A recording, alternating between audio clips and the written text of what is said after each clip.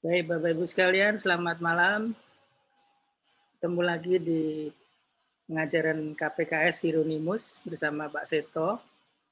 Malam hari ini masih dalam topik tema-tema pengajaran dalam Taurat. Ada 10 sesi, malam hari ini sesi ke-7 ya. Kasih kepada orang lemah. Untuk membuka pertemuan malam hari ini, silakan Pak Sudarnadi untuk pimpin doa, Pak. Di-unmute dulu ya, Pak.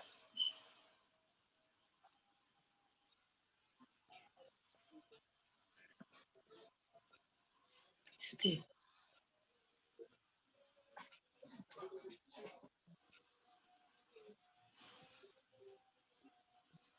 Silakan, Pak. Oh, lah.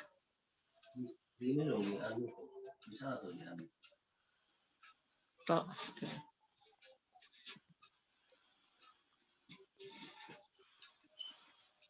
Tolong udah dibuka, Sun. Pak Yosep. Nadi, Pak silakan. Yosep di-unmute. Soalnya dekat masjid kayaknya, Sun. Jadi mungkin lagi di-unmute, lagi itu. Lagi azan. Kalau dari Sun udah dibuka, bisa? Tapi nggak bisa. Nggak bisa ya? Mungkin karena lagi ada azan kayaknya. Bentar-bentar kali. Oke. Halo Pak. Pak Sudarnadi. Halo. Ya Pak. Oke, ready Pak. Ya.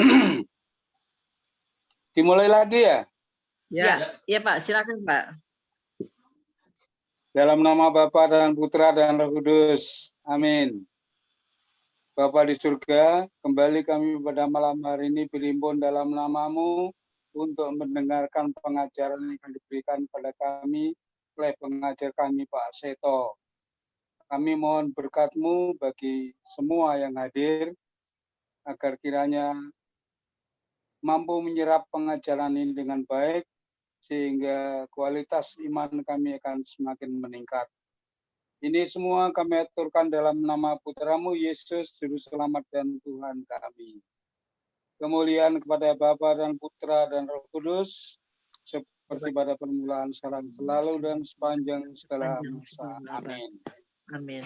Dalam nama Bapa dan Putra dan Roh Kudus. Amin. Amin. Amin. Makasih Pak. Terima kasih Pak. Kita Ya, lihat dulu video pendeknya.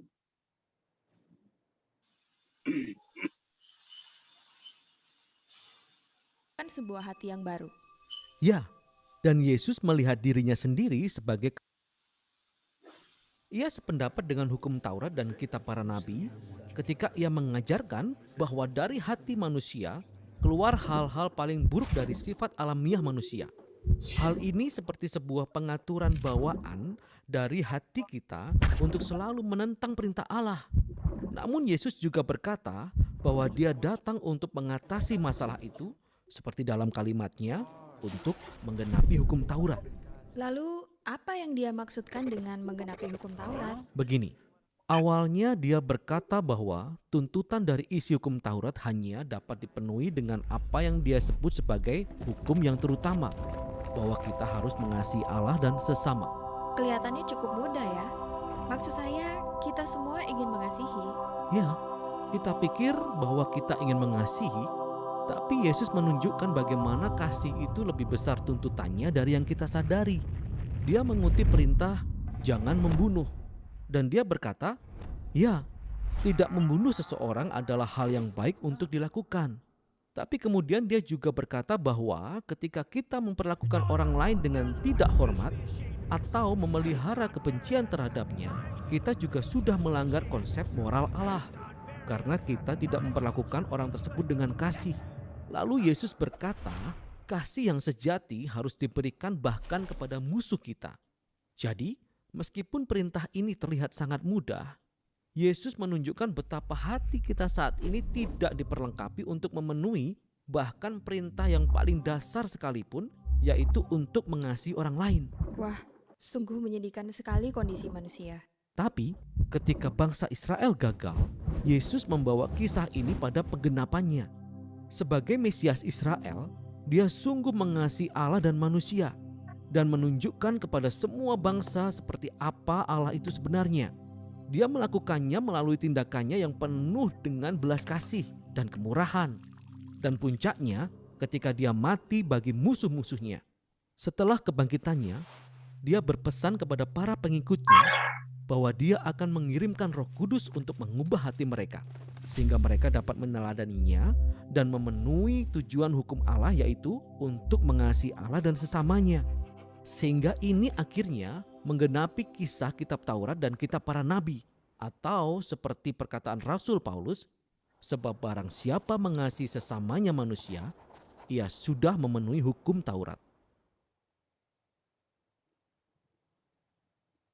Baik, Bapak Ibu sekalian, sekarang kita dengarkan pengajaran dari Pak Seto. Silakan Pak Seto.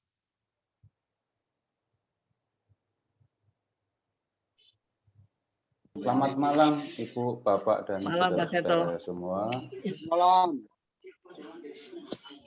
Bapak Ibu, saudara-saudara semua sudah punya banyak sekali pengalaman mengasihi, ya.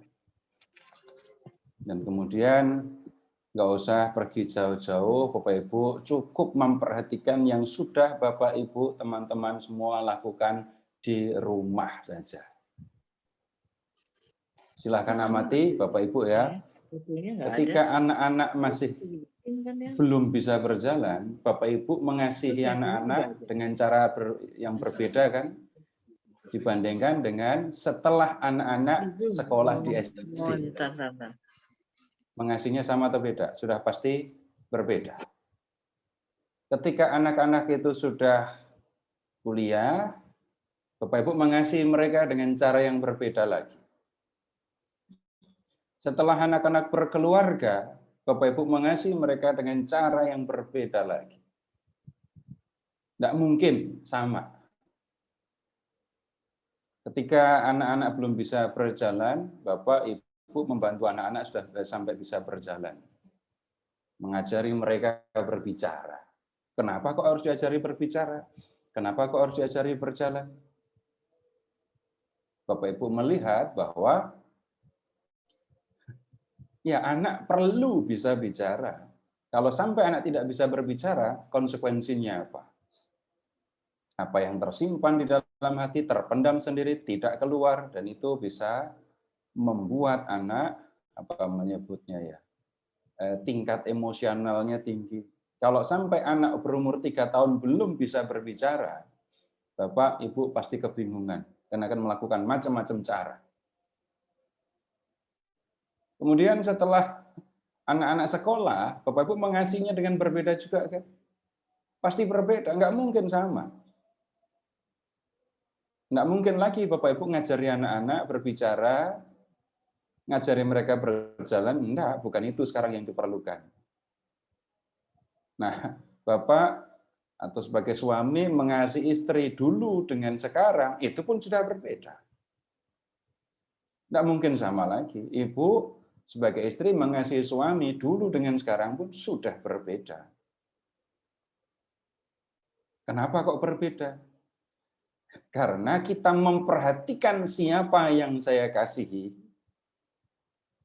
saya memperhatikan apa yang diperlukan, dan saya memikirkan apa yang baik untuk orang yang saya kasihi itu. Ya, itu saya hanya membahasakan ya apa yang biasa Bapak Ibu lakukan. Pernah mengasihi anak dengan cara yang salah? Bisa jadi salah.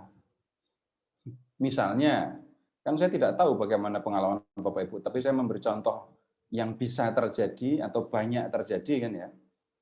Orang tua mengasihi anak secara keliru. Misalnya, anak tidak diajar untuk mandiri. Jadi orang tua tidak pengen anaknya susah, maka dibantu terus, bahkan sampai setelah dewasa, punya istri, punya suami pun, anak tidak mandiri. Itu ditanya, mau kuliah di mana? Terserah mama. Sampai akhirnya bisa begitu kan? Udah pacaran belum? Mau nikah sama siapa gitu gambar kasarnya. Terserah mama. Sudah punya istri, sudah punya anak, masih terus diurus sama mama. Itu bukan itu pengennya mengasihi tapi ternyata caranya keliru. Membuat anak menjadi tidak berbahagia tetapi menjadi semakin tergantung. Yang lain lagi, anak tidak dibantu untuk membedakan yang baik dan yang tidak baik. Anak tidak dibantu untuk berani mengambil keputusan plus berani mengambil atau menghadapi konsekuensinya. Bapak Ibu sudah pasti mengalami yang seperti itu kan, berani ambil keputusan dan keputusan didasarkan inisiatif dan pertimbangan-pertimbangan, lalu keputusan yang saya ambil itu mendatangkan konsekuensi dan saya berani mengambil konsekuensinya. Tapi ada kan orang tua yang tidak menolong anak, tidak membantu anak untuk berani ambil inisiatif, tidak berani ambil putusan. Nah, Bapak Ibu, dengan memperhatikan ini semua tadi, silahkan Bapak Ibu mengamati sendiri. Mengasihi orang dalam situasi yang berbeda, pada waktu yang berbeda, itu caranya pun berbeda. Nah, di dalam hukum Taurat, Bapak Ibu akan menemukan bagaimana perintah kasih itu dilaksanakan kepada orang yang berbeda, pada waktu yang berbeda. Dan malam ini yang akan kita perhatikan adalah bagaimana hukum Taurat itu mengajarkan orang Yahudi untuk mengasihi sesama mereka yang lemah. Nah, siapa saja yang lemah itu?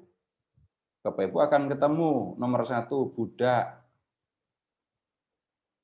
Orang Yahudi, orang Ibrani yang terpaksa jadi budak. Kemudian orang-orang miskin. Siapa yang miskin itu? Yang miskin itu adalah 1, anak yatim, 2, janda, 3, orang asing. Nah, kemudian kalau mendengar kata anak yatim, ya, silahkan membayangkan anak yatim di zaman lampau, bukan anak yatim yang sekarang ya. Anak yatim yang sekarang yang warisannya banyak, bukan itu. Orang anak yatim yang memang kondisi sosial ekonominya lemah. Janda yang kita temukan di dalam Alkitab, juga jangan bayangkan janda yang ada di pikiran Bapak Ibu. Kalau sekarang orang mendengar kata janda, yang dipikirkan bukan janda lanjut usia, bukan janda yang tidak punya apa-apa. Kalau sekarang ya, kalau sekarang orang mendengar kata janda yang dipikirkan cakep, masih muda. Tapi janda di dalam Alkitab itu mewakili kelompok orang miskin. Kenapa janda-janda miskin? Ya, jangan bayangkan janda seperti Batseba. Tapi bayangkan seorang perempuan ditinggal mati oleh suaminya, dan dengan kematian suaminya praktis dia tidak mendapatkan penghasilan apapun. Kemudian yang berikutnya, kalau mendengar kata orang asing, nah Bapak Ibu, jangan memikirkan orang asing di zaman sekarang, ekspatriat, yang bekerja di tempat-tempat atau yang strategis, di perusahaan-perusahaan besar, bukan itu. Tapi orang-orang non-Yahudi yang bekerja untuk orang Yahudi di tanah orang Yahudi.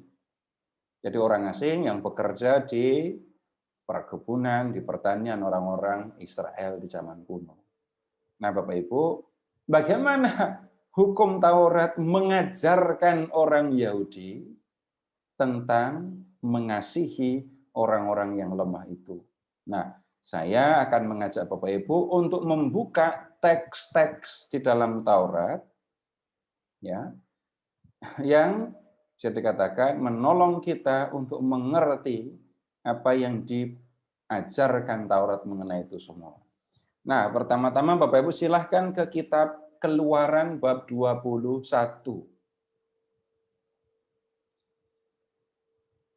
Keluaran bab 21. Nah, ini Bapak Ibu melihat urusan budak Ibrani. Jadi orang Israel, orang Ibrani yang menjadi budak. Jadi bukan orang asing yang menjadi budak orang Ibrani ya. Nah, silakan ke ayat 2. Apabila engkau membeli seorang budak Ibrani, maka haruslah ia bekerja padamu 6 tahun lamanya. Tetapi pada tahun yang ke-7 ia diizinkan keluar sebagai orang merdeka dengan tidak membayar tebusan apa-apa. Jika ia datang seorang diri saja, maka keluar pun ia seorang diri. Jika ia mempunyai istri, maka istrinya itu diizinkan keluar bersama-sama dengan dia. Jadi lihat, orang Israel hanya diperbolehkan dalam tanda kutip memiliki atau memelihara budak yang berasal dari orang Ibrani hanya untuk waktu 6 tahun. Ini sudah istimewa. Untuk orang Timur Tengah di zaman kuno, budak itu ya seumur hidup. Kecuali orang itu punya cara sendiri untuk membuat dirinya merdeka ya, atau dibeli orang. Tapi ada pembatasan. Ya, jadi menjadi budak hanya dalam waktu 6 tahun. Hari tahun ke-7 mereka dibebaskan.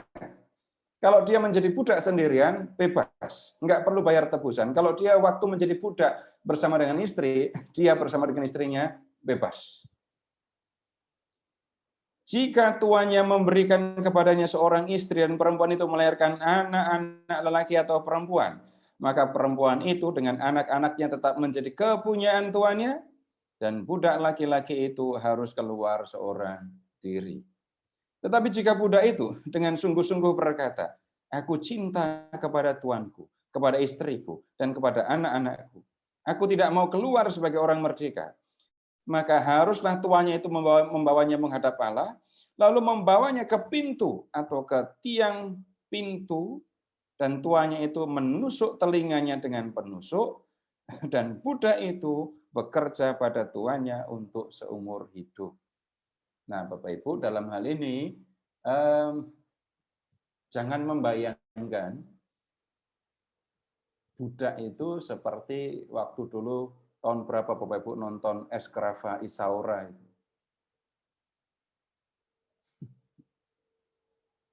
Jangan membayangkan, atau itu sih masih lebih halus ya, budak-budak dari Afrika yang dibawa ke Amerika yang mendapat perlakuan buruk.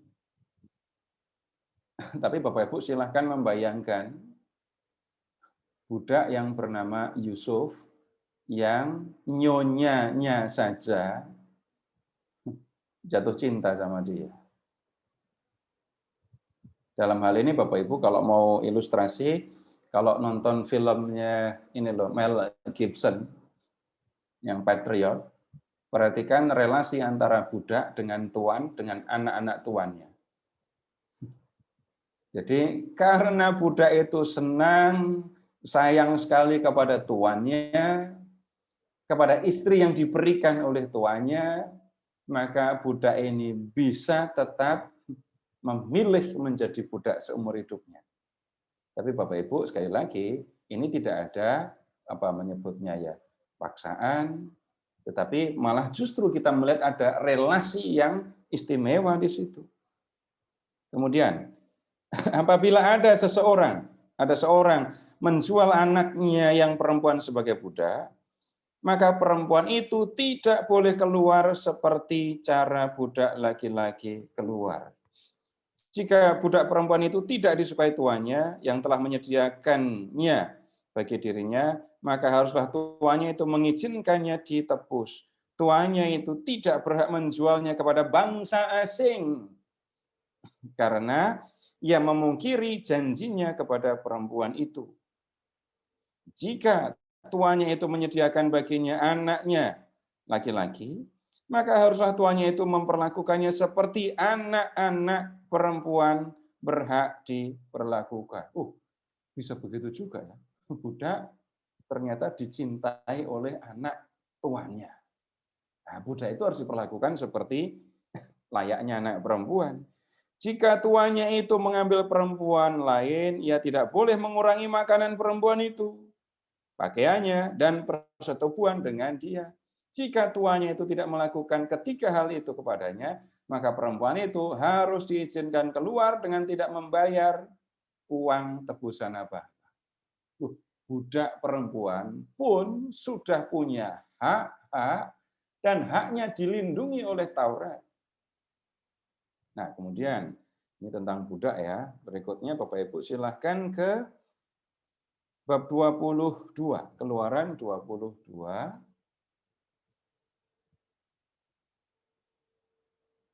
Silahkan ke ayat 21. Keluaran 22, ayat 21. Janganlah kau tindas atau kau tekan seorang asing, sebab kamu pun dahulu adalah orang asing di tanah Mesir. Jadi maksudnya begini, ada orang Israel punya perkebunan, kebun anggur, punya ladang gandum atau punya ternak gitu ya. Lalu ada orang bukan Israel bekerja untuk mendapatkan penghidupan. Peringatannya, jangan kau tindas, jangan kau tekan mereka. Maksudnya bagaimana? Kalau mereka memang waktunya mendapatkan upah, bayar upahnya. Dan bayarkan upah sejumlah yang layak untuk diberikan. Jangan sampai orang asing bekerja kepadamu dan kamu tidak membayarnya. Nah, lanjut. Seorang janda atau anak yatim, janganlah kamu tindas. Jika engkau memang menindas mereka ini, tentulah aku akan mendengarkan seruan mereka jika mereka berseru-seru kepadaku dengan nyaring. Maka murkaku akan bangkit dan aku akan membunuh kamu dengan pedang sehingga istri-istrimu menjadi janda dan anak-anakmu menjadi yatim. Perhatikan, jangan sampai kamu menindas janda dan anak yatim. Bagaimana menindas janda dan anak yatim? Nah, ya macam-macam kejahatan yang bisa dilakukan terhadap mereka. Kalau mereka ini punya tanah, dan kemudian orang Israel yang kaya menginginkan tanahnya, bisa memaksa orang itu pergi, bisa memaksa orang itu menjual tanahnya. Ya bisa begitu. Tapi peringatannya, jangan sampai kamu memperlakukan buruk ya janda dan anak yatim. Kenapa? Bapak Ibu amati ya, ayat 23 dan 24. Allah ada di pihak para janda dan anak yatim. Kamu memperlakukan anak yatim dan janda dengan buruk, lihatin aja. Aku ada di pihak mereka dan aku akan membalas apa yang kamu lakukan. Ini bahasanya keras sekali ya. Kalau sampai mereka yang kamu tindas itu berseru-seru kepadaku, aku akan bangkit, aku akan membunuh kamu, lalu apa yang akan terjadi? Anakmu jadi yatim, istrimu jadi janda. Bapak Ibu, tolong amati Allah berpihak di mana, dan kemudian perhatikan juga apa yang dikehendaki Allah untuk dilakukan oleh orang Israel terhadap para janda dan anak yatim itu. Berikutnya 25, jika engkau meminjamkan uang kepada salah seorang dari umatku, orang yang miskin di antaramu, maka janganlah engkau berlaku sebagai seorang penagih hutang terhadap dia. Janganlah kamu bebankan bunga uang kepadanya. Kalau kamu meminjamkan uang kepada salah seorang yang miskin, perhatikan Bapak Ibu, dari umatku, ya, orang miskin di antaramu, orang miskin itu ya ini meminjam uang. Pasti bukan untuk pesta pora. Mereka meminjam karena memerlukan uang untuk bertahan hidup. Bapak Ibu, jangan mikirin dulu orang-orang yang minjam duit kepada Bapak Ibu. Tolong tinggalkan dulu mereka ya. Orang-orang yang minjam duit kepada Bapak Ibu, tolong tinggalin dulu. Begitu mendengar kayak gini, terus Bapak Ibu mikir, ini orang ini minjem ke saya belum dipulangin sampai sekarang. Sampai saya kalau mau minjemin sekarang takut. Yang itu tolong tinggalkan dulu. Perhatikan apa yang dikatakan Taurat untuk orang Israel. Kalau kamu meminjamkan uang kepada mereka, ingat ya, mereka meminjam uang karena memang memerlukan. Dan mereka memerlukannya untuk kehidupan mereka. Kamu jangan berlaku seperti penagih hutang. Maksudnya apa penagih hutang itu? Memberikan pinjaman, tapi juga membebankan bunga. Jadi penagih hutang yang dimaksudkan itu begitu. Ya bisa jadi tambahannya ya mengejar-ngejar supaya cepat melunasi plus bunganya. Loh, ini urusannya apa? Namanya minjam itu ya pantasnya ada bunganya. Tidak semua orang berpikir ya namanya pinjam orang yang memerlukan ya pinjam saja, pakai saja dulu. Nanti kalau memang sesuai dengan janjimu kamu mau mengembalikan kapan, kembalikan. Nah, itu yang harusnya begitu, tapi tidak semua orang berpikir begitu. Namanya minjam ya pasti harus ada bunga itu. Orang tertentu berpikirnya seperti itu. Dan Tuhan mengingatkan jangan membebankan bunga kepada saudaramu yang miskin. Minjem uang itu saja mereka sudah berat. Mereka harus berpikir bagaimana mengembalikan. Sekarang bayangkan mereka harus ditambah dengan mengembalikan pinjaman plus bunga. Nah, kemudian jika engkau sampai mengambil jubah temanmu sebagai gadai, maka haruslah engkau mengembalikannya kepadanya sebelum matahari terbenam. Sebab hanya itu saja penutup tubuhnya, yaitulah pemalut kulitnya. Pakai apakah ia pergi tidur? Maka apabila ia berseru-seru kepadaku, maka aku akan mendengarkannya. Sebab aku ini pengasih. Bapak Ibu perhatikan, yang mendapat perhatian adalah orang miskin. Dan kemudian kalau begitu kita tahu, ini hukum Taurat berarti tidak diberikan kepada orang miskin ya. Tapi hukum Taurat, ini ajaran-ajarannya disampaikan kepada orang yang punya duit kan ya. Kamu yang kuat, kamu yang punya uang, perhatikan saudaramu yang lemah. Perhatikan saudaramu yang lemah. Kamu yang kuat nggak bisa malah mencoba bertahan hidup dari kelemahan orang lain. Orang yang katanya kaya, duitnya banyak, masa malah mengambil penghidupan dari bunga orang miskin. Kalau kamu terpaksa ya ambil gadai dari jubah sesamamu, perhatikan jubah aja digadaikan. Ini kan situasi yang sulit dan Bapak Ibu bisa jadi akan mengingat ya kalau sekarang baju-baju udah hal yang biasa ya. Tapi Bapak Ibu mundur ke tahun 80, tahun 70-an gitu ya. Pasar loak masih ramai, baju-baju bekas masih ada harganya. Nah, kalau mundur ke zaman kuno lagi, ya pakaian itu bisa menjadi sangat berharga. Tapi di sini diingatkan, kalau kamu mengambil gadai jubah sesamamu, kembalikan sebelum matahari terbenam. Perhatikan ya, jubah itu yang menolong tubuhnya supaya tetap hangat di malam hari. Kalau jubah itu ada di rumahmu sebagai barang gadaian, maka saudaramu itu akan kedinginan. Dan perhatikan lagi, apabila mereka berseru kepadaku, aku akan mendengarkannya. Nah, berikutnya Bapak Ibu, kita beralih ya, kita ke kitab Imamat.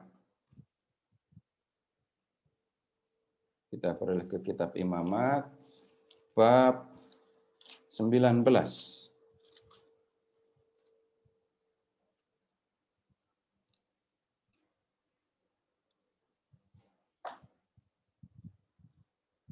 Ini ada macam-macam peraturan di sini. Kalau Bapak Ibu mengingat kekudusan ritual dan kekudusan moral, Bapak Ibu bisa melihat, ya, ada campur-campur aturan berkaitan dengan moral dan ritual ini. Misalnya, lihat ke ayat 3. Setiap orang di antaramu haruslah menyegani ibunya dan ayahnya dan memelihara hari-hari Sabatku. Nah, kemudian ayat 5. Apabila kamu mempersembahkan korban keselamatan kepada Tuhan, kamu harus mempersembahkannya sedemikian hingga Tuhan berkenan akan kamu. Yang itu kita tinggalkan. Nah, sekarang Bapak Ibu silahkan lihat ke ayat 9. Kita perhatikan yang urusan dengan moral, khususnya perhatian kepada orang-orang miskin. Bab berapa, Pada waktu kamu menuai hasil tanahmu, janganlah kau sabit ladangmu habis-habis sampai ke tepinya. Dan janganlah kau pungut apa yang ketinggalan dari penuaianmu. Juga sisa-sisa buah anggurmu, janganlah kau petik untuk kedua kalinya. Dan buah yang berjatuhan di kebun anggurmu, janganlah kau pungut. Tetapi semuanya itu harus kau tinggalkan bagi orang miskin dan bagi orang asing. Akulah Yahweh Allahmu. Perhatikan ayat 9. Ini ngomong tentang orang yang punya ladang gandum. Pada waktu musim panen, pada waktu kamu menyabit gandummu, jangan kamu habiskan. Jangan sampai ini ladangmu kamu sabit sampai ke tepinya, sampai habis. Dan kalau waktu menyabit itu ada yang ketinggalan, udah biarkan saja, jangan diambil. Itu jatah, itu hak orang miskin dan orang asing. Tunggu dulu, Bapak Ibu, untuk ilustrasi ya. Kalau Bapak Ibu itu hidup di Jawa bagian tengah, Jawa Tengah, lalu Bapak Ibu mundur ke tahun 80-an, ini yang orang desa yang tahu ya, yang orang kota nggak tahu. Kalau pas musim panen padi, itu kan ibu-ibu metik padi. Tapi nanti orang-orang dari kampung yang lain, dari desa yang lain, akan memungut padi-padi yang ketinggalan. Nah, kebiasaannya. Kenapa? Rontokan, Pak, istilahnya.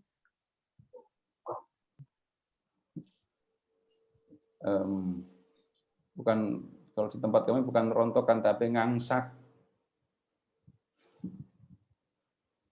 Orang-orang yang datang dari tempat yang sulit, yang kering, akan datang untuk mengambil itu sisa-sisa panen padi. Nah, orang Israel di zaman perjanjian lama diingatkan, kalau kamu memanen, perhatikan, ingat saudara-saudaramu yang nggak punya kebun, yang nggak punya ladang, supaya apa? Mereka bisa mendapatkan makanan. Begitu juga kalau kamu punya kebun anggur,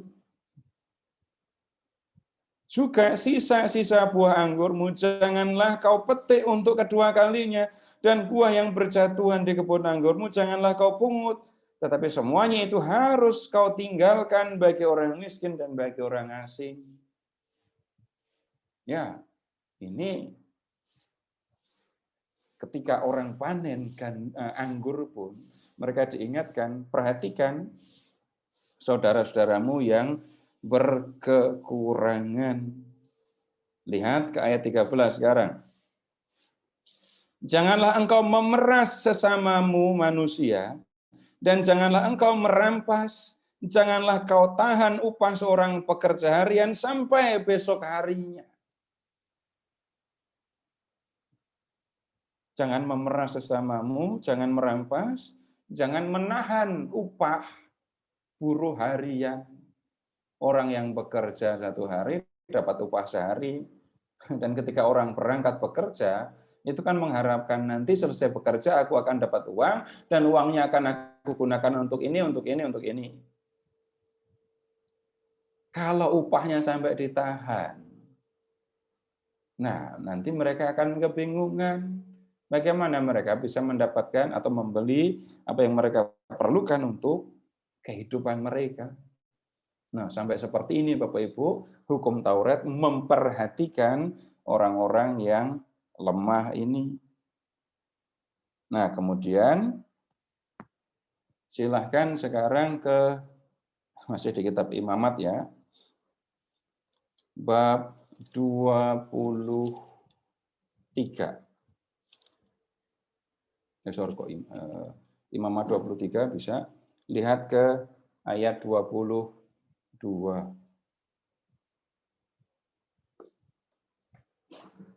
Ini ulangan yang di kitab Imamat 19 tadi.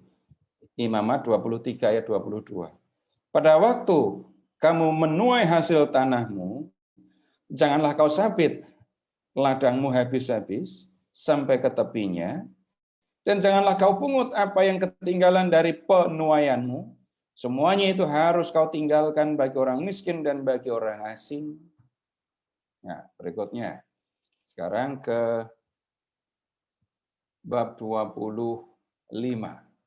Imamat 25. Ini panjang sekali. Tetapi ada banyak hal yang kita bisa belajar di sini.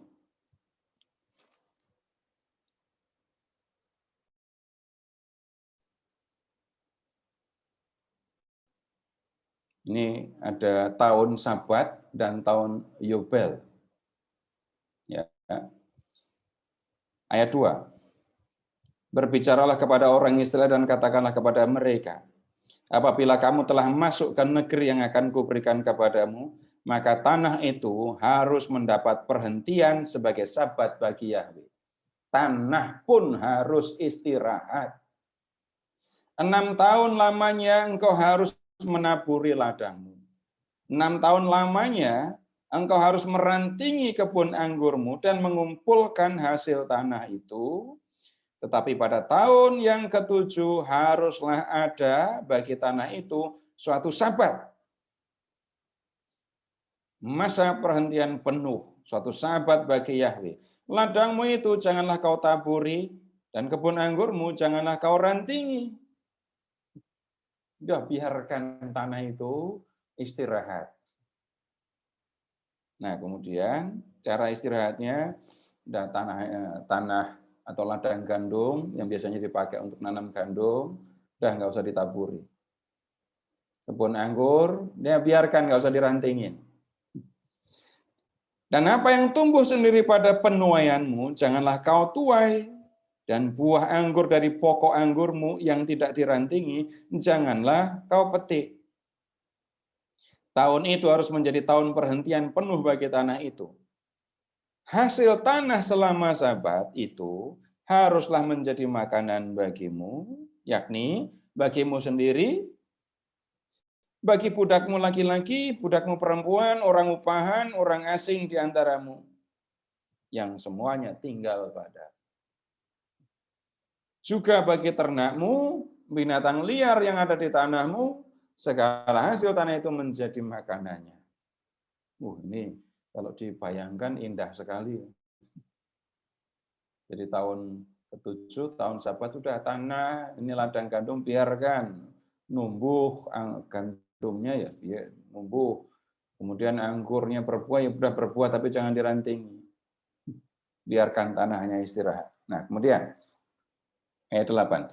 Selanjutnya, engkau harus menghitung 7 tahun Sabat. Yakni 7 kali 7 tahun. Sehingga masa 7 tahun Sabat itu sama dengan 49 tahun. Lalu engkau harus memperdengarkan bunyi sangkakala di mana-mana. Dalam bulan yang ke-7, tanggal 10 bulan itu, pada hari raya pendamaian, kamu harus memperdengarkan bunyi sangkakala di mana-mana. Bapak Ibu, dari sangkakala inilah muncul tahun Yobel. Yobel itu artinya terompet, sangkakala, yang dibuat dari tanduk kambing, tanduk domba. Tapi tunggu dulu, jangan membayangkan tanduk kambing yang kecil itu ya. Karena tanduk kambing bisa ada yang kecil, tapi bisa juga ada yang panjang. Kemudian, kamu harus menguduskan tahun yang ke-50 dan memaklumkan kebebasan di negeri itu bagi segenap penduduknya. Itu harus menjadi tahun Yobel bagimu, dan kamu harus masing-masing pulang ke tanah miliknya dan kepada kaumnya. Maksudnya apa? Tunggu dulu. Tapi perhatikan, di tahun Yobel, tahun yang ke-50, semua orang Israel harus balik ke tanah masing-masing. Ingat ya, tanah yang mereka miliki itu adalah tanah pemberian Tuhan. Bisa terjadi tanah mereka itu beralih ke tangan orang lain. Dan di tahun ke-50 tahun Yobel, semua harus kembali. Nah, kemudian lanjut.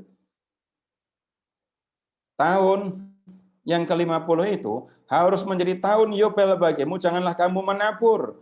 Dan apa yang tumbuh sendiri dalam tahun itu, janganlah kamu tuai, dan pokok anggur yang tidak dirantingi, janganlah kamu petik buahnya, karena tahun itu adalah tahun Yobel, haruslah itu kudus bagimu.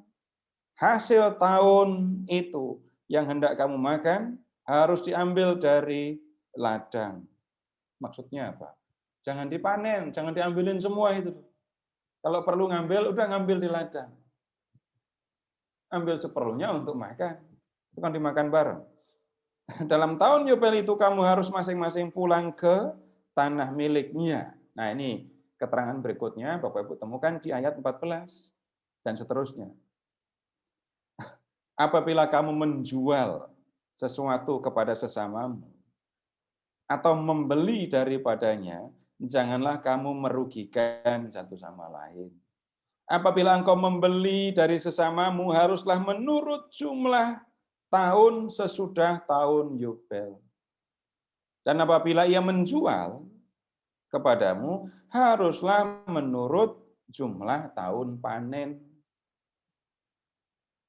Maka makin besar jumlah tahun itu, makin besarlah pembeliannya, dan makin kecil jumlah tahun itu, makin kecillah pembeliannya, karena jumlah panenan yang dijualnya kepadamu. Janganlah kamu merugikan satu sama lain, tetapi engkau harus takut akan Allahmu, sebab akulah Yahweh Allahmu. Bapak Ibu, kalau orang menjual tanah, ya, di tahun Yobel, tanah harus dikembalikan ke pemiliknya. Ya, dan ini mempengaruhi ketika orang menjual tanah. Bagaimana menentukan harga jual tanah? Bapak Ibu, hitungannya bukan dekat pasar, dekat sekolah, ini di kota, pinggir jalan besar, bukan itu yang menentukan harga tanah. Ini ngomongnya kan masyarakat agraris. Menghitungnya begini saja. Jadi, tahun Yobel 50 tahun. Tahun Yobel akan datang 20 tahun lagi. Harga tanah yang akan saya jual dihitung ya 20 tahun yang 20 tahun menjelang datangnya tahun Yobel itu. Bayangkan 20 tahun saya akan panen 20 kali gitu ya. Itu yang akan menentukan harga tanah. Jadi bukan ini strategis apa enggak ini ngomongnya tanah pertanian semua. Nah, kemudian lihat ke ayat 23. tanah jangan dijual mutlak, karena akulah pemilik tanah itu. Sedang kamu adalah orang asing dan pendatang bagiku. Nah, ini Bapak Ibu yang perlu kita perhatikan karena orang Israel punya pemahaman sendiri tentang tanah. Waktu kita belajar tentang ini Abraham, tentang Musa dulu, Allah berjanji akan memberikan tanah. Ya. Kemudian Yahweh membebaskan orang Israel dari Mesir, membawanya melintasi padang gurun, dan di kemudian hari di zaman Yosua, Yahweh merebut tanah Kanaan dan memberikannya kepada orang Israel. Di tanah itu, orang Israel hanya penggarap. Pemilik tanah yang sesungguhnya itu adalah Allah.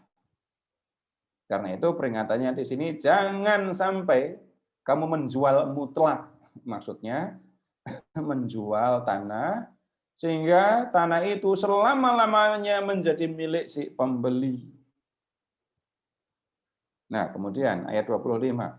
Apabila saudaramu jatuh miskin sehingga harus menjual sebagian dari miliknya, maka seorang kaumnya yang berhak menebus, yakni kaumnya yang terdekat, harus datang dan menebus yang telah dijual saudaranya itu.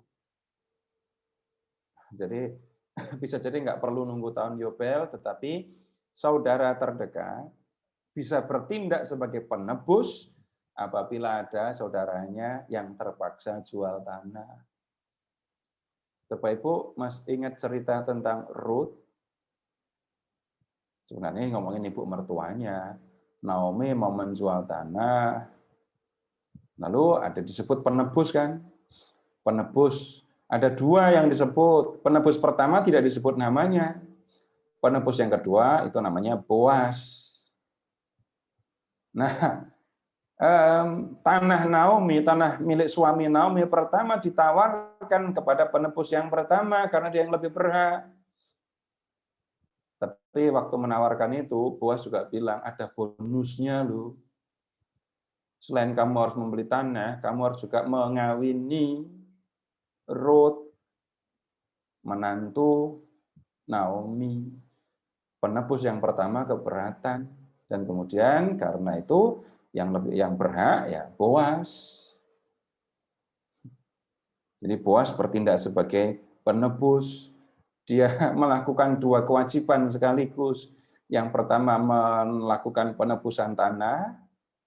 Yang kedua, dia memperistri Ruth untuk membangkitkan keturunan bagi ya suami Naomi dan anak-anaknya. Apabila seseorang tidak mempunyai penebus, tetapi kemudian ia mampu, sehingga didapatnya yang perlu untuk menebus miliknya, maka ia harus memasukkan tahun-tahun sesudah penjualannya itu dalam perhitungan. Dan kelebihannya haruslah dikembalikan kepada orang yang membeli daripadanya supaya ia boleh pulang ke tanah miliknya. Jadi kalau yang jual tanah ternyata sanggup membeli kembali, ada hitungannya. Tapi perhatikan prinsipnya, supaya ia boleh pulang ke tanah miliknya. Tetapi jikalau ia tidak mampu untuk mengembalikan kepadanya, maka yang telah dijualnya tetap di tangan orang yang membelinya sampai kepada tahun Yobel. Dalam tahun Yobel, tanah itu akan bebas, dan orang itu boleh pulang ke tanah miliknya. Nah, Bapak Ibu, nunggu tahun Yobel kan lama, 50 tahun.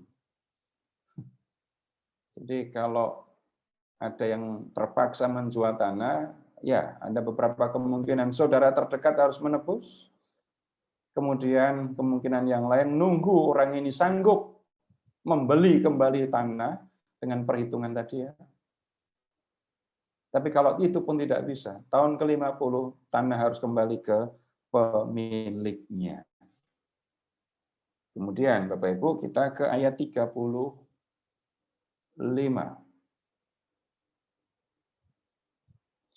Apabila saudaramu jatuh miskin, sehingga ia tidak sanggup bertahan di antaramu, maka haruslah engkau menyokong dia sebagai orang asing dan pendatang, supaya ia dapat hidup di antaramu. Janganlah engkau mengambil bunga atau riba daripadanya, melainkan engkau harus takut akan Allahmu, supaya saudaramu dapat hidup di antaramu. Janganlah engkau memberi uangmu kepadanya dengan meminta bunga. Juga makananmu janganlah kau berikan dengan meminta riba.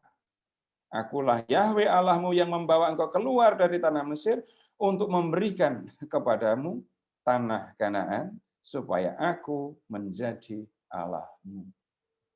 Nah, Bapak Ibu, silakan amati apa yang disampaikan di sini. Kalau ada orang, ada sesama atau saudara yang jatuh miskin, bantu dia. Bisa jadi kamu memberikan kepadanya pinjaman uang, bisa jadi kamu meminjamkan makanan. Tapi perhatikan, kalau kamu menolong, kamu meminjamkan uang atau makanan kepada dia, jangan membebankan bunga. Perhatikan Bapak Ibu, orang yang meminjamkan uang atau makanan kepada sesama dengan membebankan bunga, lihat, yang harus dia hadapi itu adalah Allah. Engkau harus takut akan Allahmu supaya saudaramu dapat hidup. Kemudian ayat 38, akulah Yahweh Allahmu. Bapak Ibu, perhatikan, berulang kali kita menemukan, ya ini bisa jadi bahan refleksi nanti, antara orang Israel,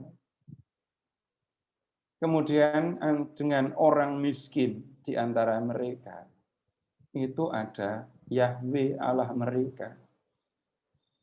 Jadi tidak ada pemahaman, yang ada adalah saya yang punya duit banyak, lalu orang di depan saya yang nggak punya duit, dia memerlukan pinjam saya pinjami, tapi dengan mengharapkan bunga. Kalau orang meminjamkan uang dengan mengharapkan bunga, itu ada unsur menolongnya atau tidak? Kalau orang meminjamkan uang dengan membebankan riba, itu akan menambah beban atau tidak? Ya sudah pasti. Tetapi begini, ada dua hal. Ini ngomong orang yang suka meminjamkan uang dengan riba ya. Orang jatuh miskin, untuk mereka itu adalah peluang. Peluang untuk apa? Peluang untuk mendapatkan uang. Tapi untuk orang Israel yang percaya kepada Allah, melihat orang miskin, orang yang jatuh miskin, yang mereka ingat adalah Allah. Allah meminta mereka menolong, memperhatikan sesama mereka yang miskin. Kemudian lihat ayat 39. Apabila saudaramu jatuh miskin di antaramu sehingga menyerahkan dirinya kepadamu, maka janganlah memperbudak dia. Sebagai orang upahan dan pendatang, ia harus tinggal di antaramu sampai kepada tahun Yubel, ia harus bekerja padamu. Kalau ada orang yang mengalami kesulitan jatuh miskin, ya jangan sampai kamu malah memperlakukan dia sebagai budak. Tapi perlakukan dia sebagai orang upahan, biarkan dia tinggal padamu, di rumahmu, bekerja padamu, dapat uang, katakan sampai tahun Yubel. Lama juga. Tapi prinsipnya akan sama. Jangan sampai kamu memperlakukan saudaramu sebagai budak. Kemudian, ia harus diizinkan keluar daripadamu, ia bersama anak-anaknya, lalu pulang kembali kepada kaumnya, dan ia boleh pulang ke tanah milik nenek moyangnya. Karena mereka itu hamba-hambaku yang kubawa keluar dari tanah Mesir. Janganlah mereka itu dijual secara orang menjual budak. Janganlah engkau memerintah dia dengan kejam, melainkan engkau harus takut akan Allahmu. Berikutnya, Bapak Ibu silakan ke ayat 47. Apabila seorang asing atau seorang pendatang di antaramu telah menjadi mampu, sedangkan saudaramu yang tinggal padanya, pada orang asing itu, jatuh miskin, sehingga menyerahkan dirinya kepada orang asing atau pendatang di antaramu itu, atau kepada seorang yang berasal dari kaum orang asing, maka sesudah ia menyerahkan dirinya, ia berhak ditebus, yakni seorang di antara saudara-saudaranya boleh menebus dia. Ini situasi bisa berbalik ya. Ada orang asing bekerja di antara orang Israel. Orang asing itu menjadi kaya. Lalu ada seorang Israel jatuh miskin, lalu menyerahkan diri kepada orang itu menjadi budak. Nah, orang Israel, saudara dari orang yang menyerahkan diri jadi budak ini, harus menebus orang itu. Bagaimana mungkin seorang Israel bisa melihat saudaranya menjadi budak orang asing di tanahnya sendiri? Nah, Bapak Ibu, sampai di sini dulu. Silahkan kalau ada yang mau disampaikan.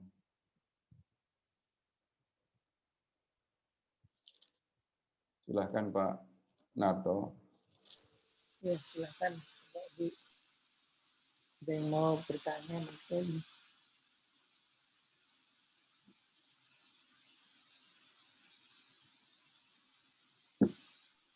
Pak, bertanya. Yang tadi Pak contohnya mengenai Ruth tadi, itu Boas mengawini Ruth itu untuk membangkitkan keturunan bagi Boasnya atau dari Naomi-nya, Pak? Yang pertama dari Naomi. Itu namanya perkawinan ipar. Jadi tolong membuka Ulangan bab 25. Ulangan 25, lihat ke ayat dari ayat 5 ya.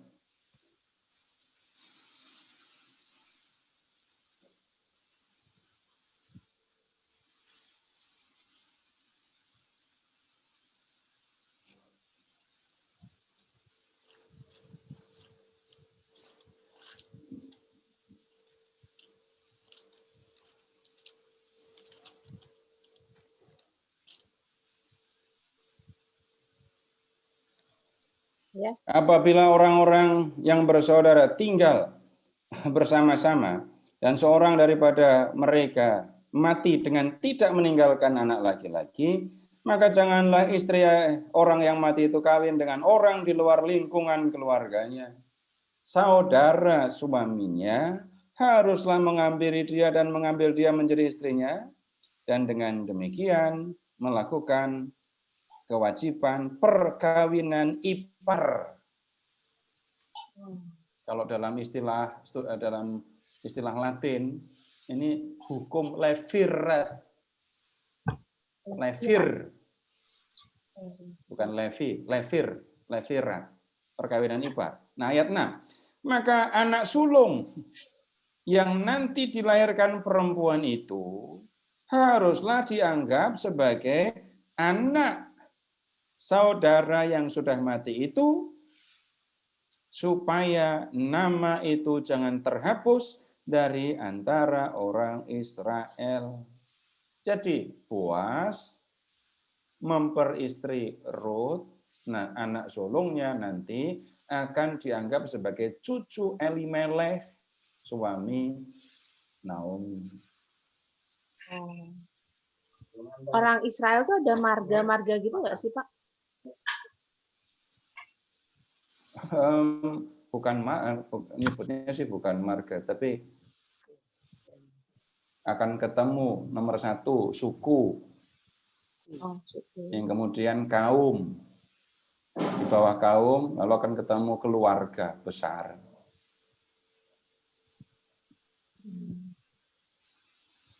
Bapak Ibu Kaum itu ingat apa, Pak? kenapa? Kaum itu berarti Ini bahasa kumpulan Indonesia keluarga ini besar. kok Enggak, maksudnya dari lebih pengertian itu kumpulan keluarga besar gitu. Kaum itu. iya, di bawah suku itu. Nanti sebentar. Oh, nanti kepanjangan. Udah, begitu saja ya. Ya udah aja, ya. Kenapa? Terus Pak tadi mau ngomong apa? Enggak, kalau saya lanjutkan ngomongin suku, kaum, keluarga, nanti kepanjangan ceritanya. Karena itu nggak begitu nyambung dengan teksnya kan. Iya. Iya. Makasih Pak. Iya. Sekali lagi. Pak Seto tanya. Iya Pak, silahkan. Pak, ini saya sih kan baru sekarang nih baca ini. Ini luar biasa ya, hukum Taurat itu sebenarnya aku rasa pengaruhnya bukan hanya di kehidupan beragama orang beriman ya. Itu pengaruhnya di budaya juga dan hukum kali ya. Ada hukum Barat juga mungkin terpengaruh kali ya. Maksudnya bukan hanya dalam sisi agama aja gitu, dalam sisi beriman gitu. Kayaknya mereka sudah cukup sangat mendetail gitu loh pengaturannya. Benar nggak Pak? Iya, jadi malah bisa dikatakan begini Pak. Orang Israel itu kan punya relasi dengan Tuhan. Yang mereka tidak pernah boleh lupa, mereka dulu budak, Tuhan membebaskan mereka. Nah, karena mereka pernah mengalami Allah yang bekerja membebaskan mereka, maka mereka pun harus memperlakukan saudaranya dengan baik. Dan jadi kehidupan atau iman mereka, kepercayaan mereka kepada Allah terungkap di dalam tindakan, di dalam perbuatan yang nyata, dan itu dikonkretkan gitu ya. Jadi kalau mau membandingkan, Bapak Ibu mendengar kalimat yang disampaikan oleh Tuhan Yesus. Seperti aku telah mengasihi kamu, demikianlah kamu harus saling mengasihi. Jawab jujur, ketika Bapak Ibu pertama kali mendengar kalimat itu, langsung ngerti bagaimana mengasihi sesama seperti Yesus apa enggak? Nggak akan ketemu, nggak akan langsung mengerti. Tapi Bapak Ibu bisa melihat di dalam hukum Taurat ini, lihat yang harus didahulukan. Di pertemuan yang lalu kan kita sudah melihat mengasihi sesama secara umum kan ya. Yang ini, perhatikan saudaramu yang miskin. Yang miskin itu siapa saja? Bagaimana memperhatikan mereka? Kan begitu. Yang agak mirip, tapi jauh lebih spiritual, itu yang dikatakan oleh Yesus dalam penghakiman terakhir. Ketika aku lapar, kamu memberi aku makan. Ketika aku haus, kamu memberi aku minum. Nah, iya, Bapak Ibu, benar bahwa yang istimewa di dalam Taurat, pengajaran Taurat ini ya, itu justru kepercayaan kepada Allah diungkapkan menjadi inspirasi sumber jiwa yang mengatur relasi mereka dengan sesama. Begitu kalau diringkas, Pak. Jadi yang Bapak sampaikan, ya seperti itu. Mengaturannya sudah detail dan menyinggung hal-hal yang rinci sekali. Ya. Ya. Makasih, Pak. Ya, sebenarnya.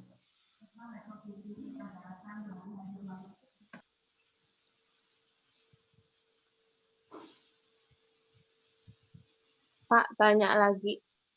Kalau tadi diatur secara detail apa rinci, apakah ada konsekuensi kemungkinan jadi kaku atau rigid ya, Pak?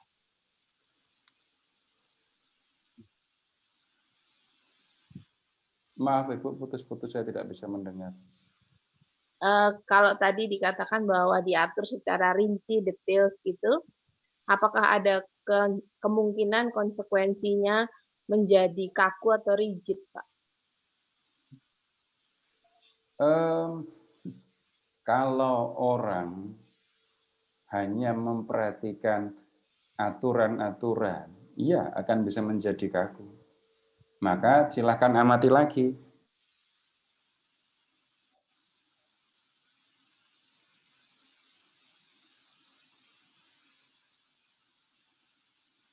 Itu sih.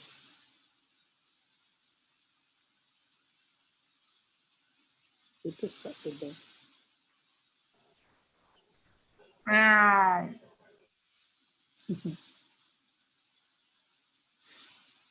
Terus ya.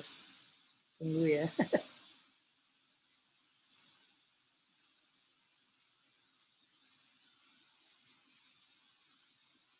Waduh. Hilang Pak. Akibat pertanyaan terakhir Pak itu. Kaku. Rigid. Freeze ya, freeze. Bentar, masuk lagi.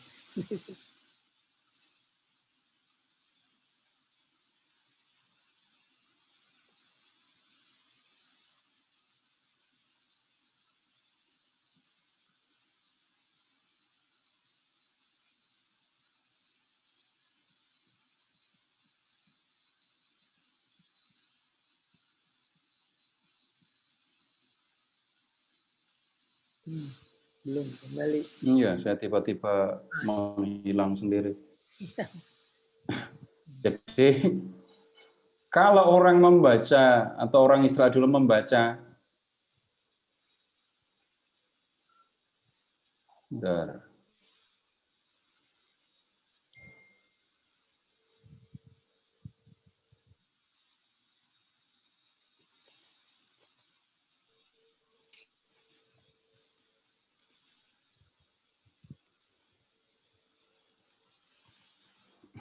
Internet tidak stabil. Ya, suara saya bisa didengar lagi? Sudah Pak. Ya, Ibu, tadi saya mengatakan, kan Pak bicara panjang lebar. Lalu sampai kita mengatakan, kalau memperhatikan hukum-hukum ini tadi, loh kok rinci sekali? Nah, kemudian Ibu cuma mengambil, kalau rinci, apakah nggak ada konsekuensi jadi kaku? Nah, yang penjelasan di belakang, di depan tadi, jangan ditinggalkan.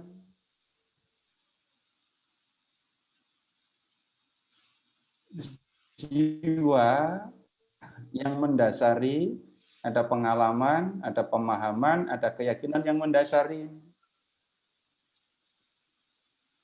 Ini ada apa dengan internet saya ini? Berapa? Halo, Bapak Ibu dengar saya atau enggak? Bisa Pak. Dengar Pak. Bisa. Berapa kali? Jadi jangan hanya berhenti cuma melihat aturannya kok rinci, tapi berapa kali muncul, aku adalah Yahweh Allahmu tadi. Kalau orang melihat aturan demi aturan hanya di dalam Taurat, sekali lagi, justru Allah, kepercayaan akan Allah ada di balik semua peraturan ini. Begitu, Bu.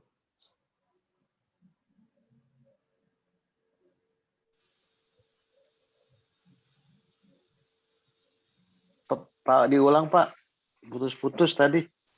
Iya, wah ini saya yang bingung. Ya udah nyanyi dulu aja sambil nunggu. Bentar. Sinyal kurang bagus ya Pak. Ini kelihatannya sinyalnya baik-baik saja, tapi kok putus-putus.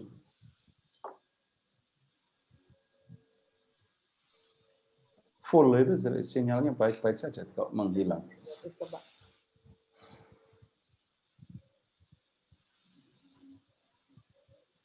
Oke, Pak. Jadi begini ringkasannya ya.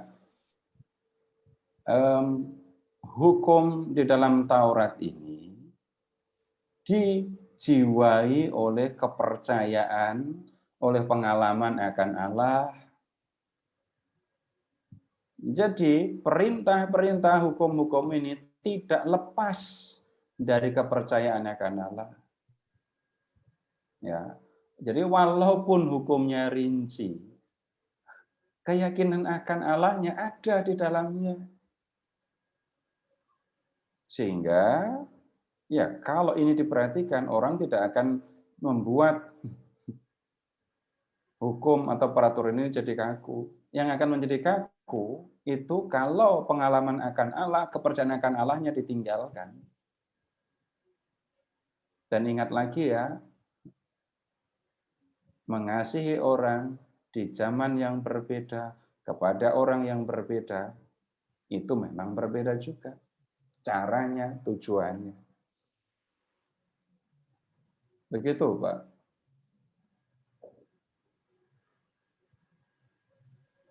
Pak, saya mau nanya, Pak. Ini detail sekali yang menulis ini orang Israel berarti ya? Bukan dari Allah. Atau Allah yang menginspirasi untuk menulis sedetail ini.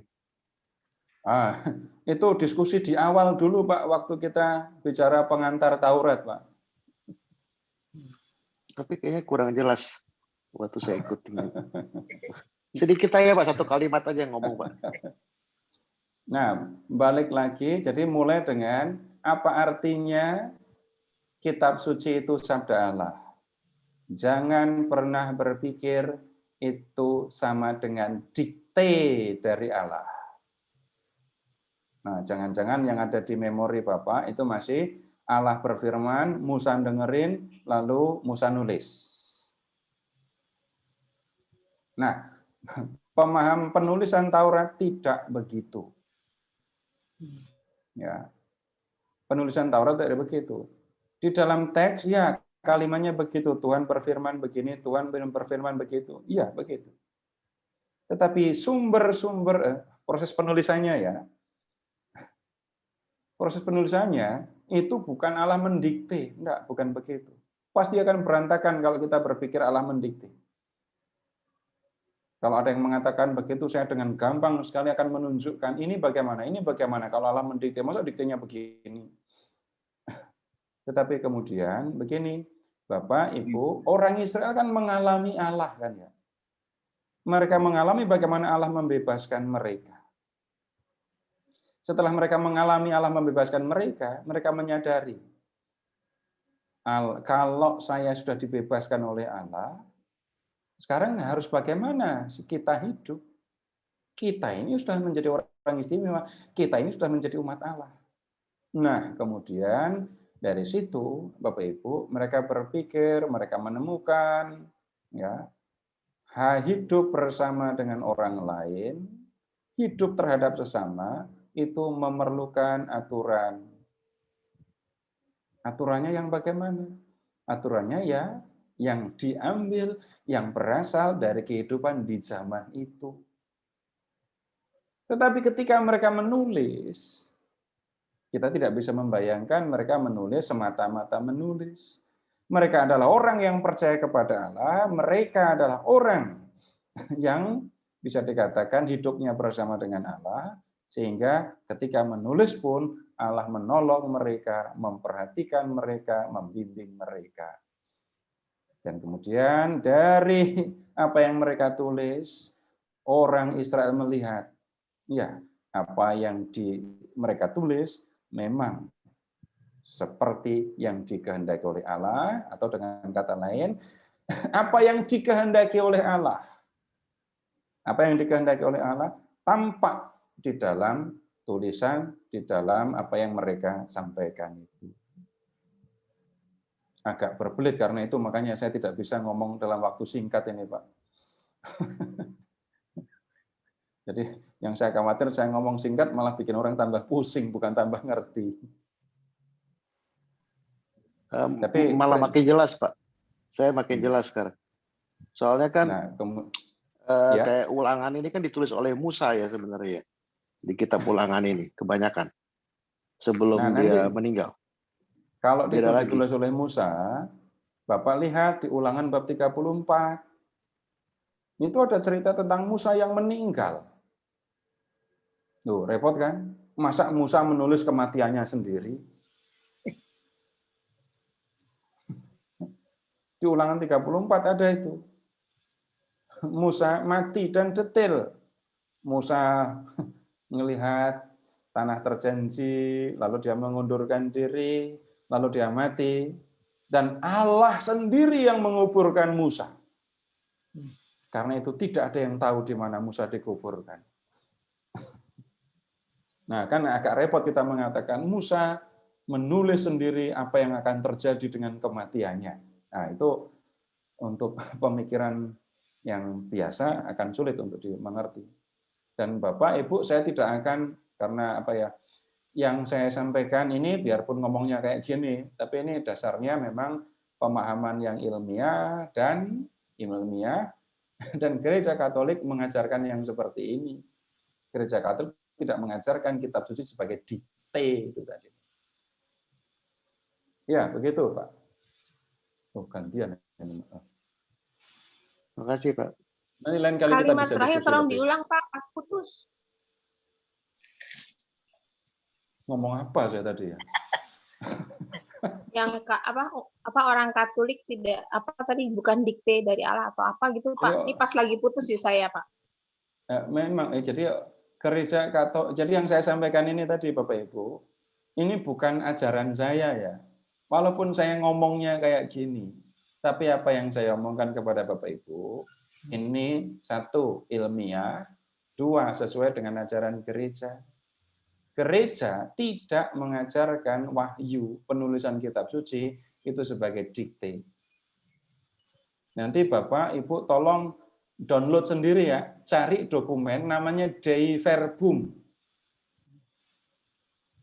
Nanti Bapak Ibu akan menemukan kitab suci itu adalah sabda Allah yang ditulis dengan bahasa manusia yang terikat kepada waktu, terikat kepada tempat.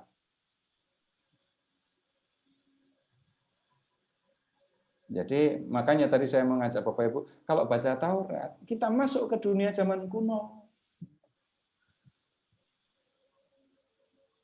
Lalu nanti cara kita memahami kebenaran untuk kita pahami, untuk hidup kita sekarang, bukan membaca harafiah. Bapak Ibu tadi baca harafiah semuanya kan, dan harus mengerti harafiah. Kalau nggak mengerti harafiah, Bapak Ibu tidak akan mengerti makna berikutnya. Nah, Bapak Ibu, ini teknik atau cara membaca kitab suci. Bapak Ibu tidak diajak untuk membaca harafiah lalu mengikuti harafiah saja. Kalau Bapak Ibu mengikuti secara harafiah, Bapak Ibu tidak akan pernah bisa melakukan ajaran di dalam Taurat. Siapa di antara Bapak Ibu yang nanam gandum, nanam anggur? Tidak ada kan? Siapa Bapak Ibu yang punya budak? Tidak bisa. Karena apa? Aturan-aturan ini semua terikat kepada waktu, terikat kepada zaman. Dan saya mengajak Bapak Ibu untuk masuk ke zaman Taurat. Nah, berikutnya seperti biasanya, saya akan mengajak Bapak Ibu terus untuk kehidupan kita sekarang, apa yang kita bisa pelajari. Nah, begitu caranya. Dan ini sekalian, Bapak Ibu kalau ingat-ingat yang kayak gini, pelajaran kayak gini, ada orang yang mengatakan apa yang ada di dalam gerejamu tidak sesuai dengan Alkitab, gitu ya. Boleh nggak dibalik? Ini ada di Alkitab. Ada di gerejamu apa enggak? Udah bacakan hukum Taurat kalau ada coba.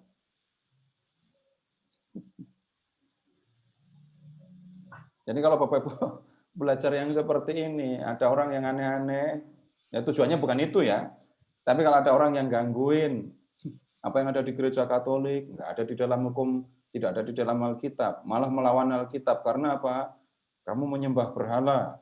Karena di dalam hukum Taurat begini bunyinya. Boleh nggak saya ganti nanya? Ini ada di Taurat, ada di gerejamu apa enggak? Suruh jawab kalau bisa, Bapak Ibu sampaikan hukum-hukum itu tadi. Saya jadi ngomong apa ini? Jadi kitab suci itu adalah sabda Allah dalam bahasa manusia. Prinsipnya begitu ya. Dan kemudian cara membacanya, ya bahasa manusia itu kan punya sastra. Bapak Ibu membaca cerita, ya ada caranya sendiri. Membaca puisi ada caranya sendiri. Yang sedang Bapak Ibu lakukan adalah sedang membaca hukum. Nah, kalau orang membaca hukum, caranya ada dua. Yang satu, membaca dengan cara harafiah. Bapak Ibu masih ingat nggak tulisan hukum yang ada di dalam uang di zaman dulu itu? Yang barang siapa memalsukan itu. Nah, itu harus dibaca harafiah kalau begitu. Tidak bisa tidak. Tapi cara yang kedua ketika membaca hukum adalah memahami jiwa dari hukum itu. Jiwa dari hukum. Untuk ilustrasi ya, saya suka memilih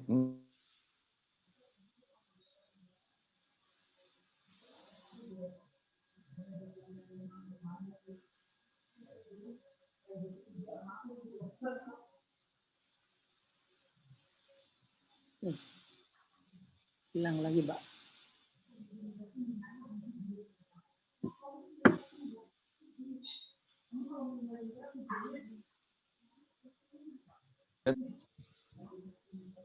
tahun 2000-an belum banyak ya.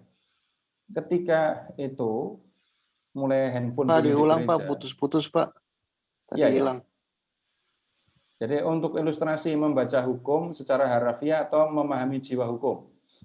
Ilustrasinya di gereja ada gambar handphone dicoret itu loh, dilingkari merah terus dicoret. Dan Bapak Ibu perhatikan, handphonenya itu selalu ada antenanya. Nah kalau membacanya harafiah, yang dilarang itu adalah handphone yang ada antenanya. Handphoneku Android nggak ada antena, oh berarti nggak apa-apa. Saya malah bawa tab, nggak apa-apa lagi, bukan tab yang dicoret kok. Itu kalau harafiah. Tapi kalau jiwa hukum, perhatikan ini tempat suci, tempat orang beribadah. Ya, jadi alat komunikasi nggak pantas berbunyi di sini karena ganggu orang sembahyang. Tidak selalu bunyinya mengganggu, tapi aktivitas dengan handphone itu sudah bisa mengganggu orang lain yang ada di gereja.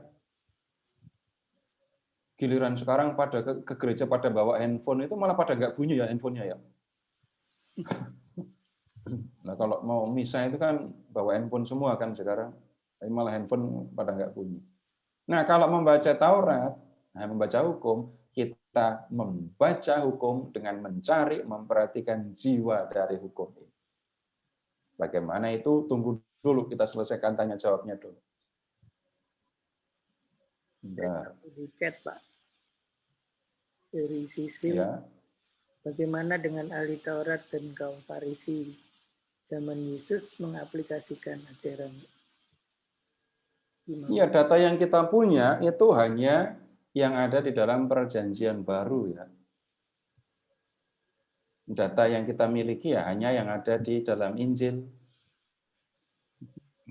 Nah, kemudian begini, ahli-ahli Taurat yang Bapak Ibu temukan di dalam kitab suci dalam perjanjian baru, itu kebanyakan memang dari kalangan orang Farisi. Nah, orang Farisi itu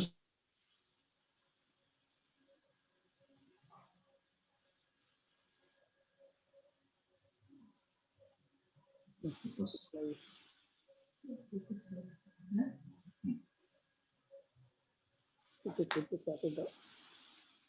Putus Pak Seto.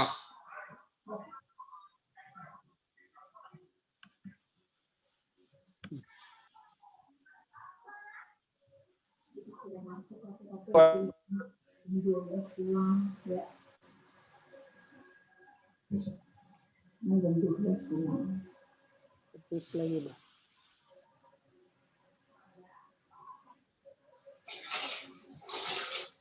Ya, tunggu dulu ya. Ya. Jam gitu lah pulang.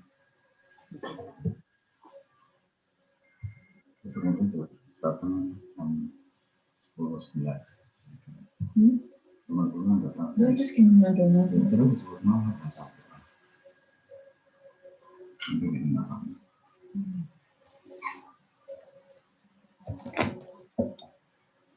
Sekarang aku tidak. Apa ya? Besok lagi.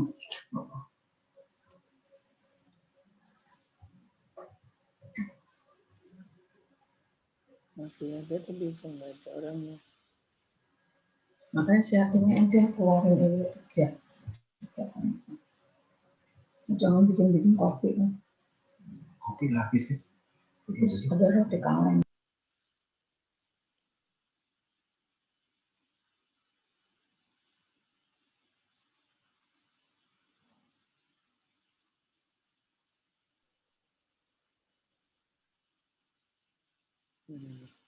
Pak Seto. Ya, udah kembali lagi, Pak. Iya, internetnya nggak stabil sama sekali nih. Saya. Tapi tunggu, Bapak Ibu bisa mendengarkan saya atau enggak? Udah, Pak. Bisa? Putus. Ini, Bapak Ibu, jangan salah paham dengan orang Farisi ya. Orang Farisi itu memahami Taurat itu pemberian dari Allah. Karena Taurat itu pemberian dari Allah, mereka mau jaga baik-baik. Mereka yakin bahwa mereka adalah umat pilihan Allah yang harus hidup sesuai dengan kehendak Allah. Taurat memberikan kepada mereka jati diri sekaligus kebanggaan. Karena itu mereka berjuang keras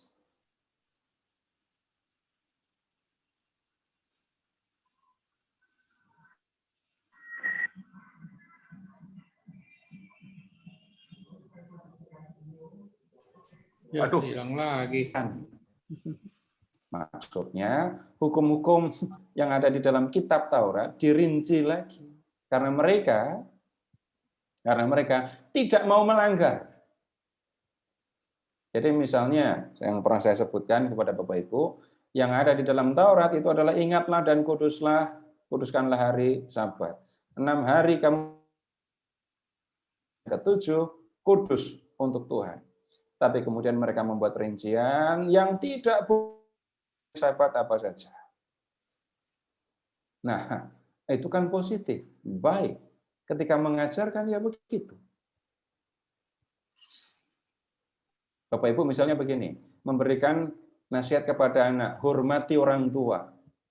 Bisa Bapak Ibu hanya mengatakan hormati orang tua tapi tidak memberikan rincian menghormati itu bagaimana? Nanti yang ada malah kayak hormat seperti upacara bendera malah. Menghormati orang tua itu konkretnya apa saja. Nah, itu yang awalnya dilakukan. Nah, yang kemudian terjadi, Bapak Ibu, orang-orang Farisi itu jatuh dalam formalisme Taurat. Yang penting dilakukan. Lalu pembacaan Taurat, pelaksanaan Taurat menjadi harafiah. Nah, ini yang seringkali kontras dengan Yesus, karena Yesus tidak membaca Taurat dalam pengertian yang harafiah, tapi memperhatikan jiwa dari hukum itu. Maksudnya, jangankan membunuh, ngatain orang satu kata aja, itu sudah nggak benar, itu sudah menyakiti dia. Ya, begitu singkatnya saja, Pak ya. Baik, yang berikutnya, tunggu dulu, Bapak Ibu, suara saya masih terdengar atau enggak ini? Masih, Pak. Masih ya. Baik, sekarang begini, saya akan menyampaikan kepada Bapak Ibu beberapa hal yang kita bisa pelajari ini tadi ya. Hal yang kita perlu pelajari sungguh-sungguh itu adalah bagaimana relasi antara orang Israel sesamanya yang miskin dengan Tuhan. Tuhan minta mereka yang kuat menolong yang lemah, dan kemudian Tuhan memperhatikan orang yang miskin ini. Bapak Ibu nggak usah protes. Tuhan kenapa nggak nolong sendiri? Kenapa minta orang yang kuat bantuin yang lemah? Bantu aja sendiri. Nah, Bapak Ibu, dalam hal ini selalu akan diingatkan, aku adalah Yahweh Allahmu. Kamu harus kudus seperti aku Yahweh Allahmu kudus. Aku memperhatikan orang-orang miskin, maka seperti aku memperhatikan orang-orang miskin, begitu juga kamu, umatku, harus memperhatikan sesamamu yang miskin. Sesama yang miskin itu bukan peluang untuk mendapatkan keuntungan, Tetapi mereka adalah pribadi-pribadi yang dibantu karena sama dengan yang kuat, mereka pun orang yang percaya kepada Allah dan Allah memperhatikan mereka. Kenapa kita perlu memperhatikan ini, Bapak Ibu? Bapak Ibu silahkan mengingat ya, kalau pernah mengalami. Bapak Ibu melakukan yang baik kepada sesama, tapi Bapak Ibu mengabaikan Tuhan. Tidak mempedulikan Tuhan. Bisa? Bisa. Bapak Ibu menolong orang lain, memberikan bantuan ke sana kemari, tapi sambil minta temannya untuk merekamnya secara detail, dan kemudian itu jadi konten di Instagram. Pertanyaannya, ada Tuhan di dalam kegiatan seperti itu? Ya bisa nulis Tuhan di situ, bisa. Saya tidak akan menyangkal, saya tidak akan meremehkan, tapi perhatikan, kalau sampai tidak ada Tuhan ketika kita menolong orang lain, yang kemudian terjadi apa? Hanya ada saya dan orang itu.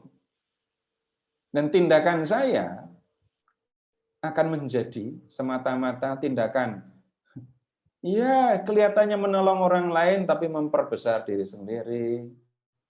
Atau nanti kalau mau yang lebih positif, saya jadi orang yang humanis.